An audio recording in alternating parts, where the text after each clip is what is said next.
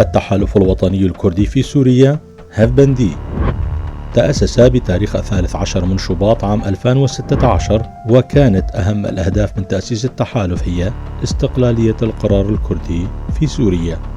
بعد فصل 3 أحزاب من المجلس الوطني الكردي في سوريا بحجة ارتباط الأحزاب الثلاثة بحزب الاتحاد الديمقراطي بايدا، والتهمة كانت التصويت لصالح البايدا في انتخابات المرجعية السياسية الكردية في العام 2015.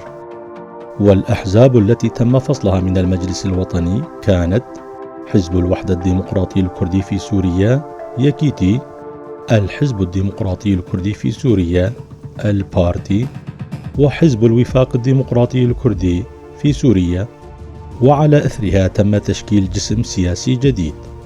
الأحزاب المؤسسة للتحالف الوطني الكردي في سوريا هفبندي، حزب الوحدة الديمقراطي الكردي في سوريا يكيتي، يترأس الحزب محي الدين شيخ آلي من مواليد عفرين 1955، يحمل إجازة في الأدب الإنجليزي، انخرط في العمل السياسي الكردي منذ العام 1969.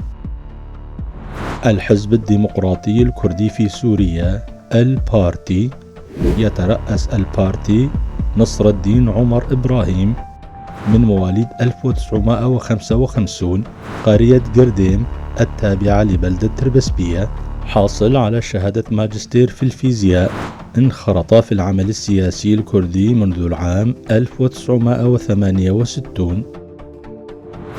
حزب اليسار الديمقراطي الكردي في سوريا، يترأس الحزب محمد صالح قدو من مواليد 1947، حاصل على الشهادة الثانوية، انخرط في العمل السياسي الكردي منذ العام 1968. حركة الإصلاح سوريا، يقود الحركة عضو الهيئة التنفيذية لحركة الإصلاح سوريا أمجد عبد الرحمن عثمان من مواليد ديريك 1982، حقوقي ومدرب إعلامي، انخرط في العمل السياسي الكردي منذ العام 1999، ويشغل حاليا منصب المتحدث الرسمي باسم مجلس سوريا الديمقراطية.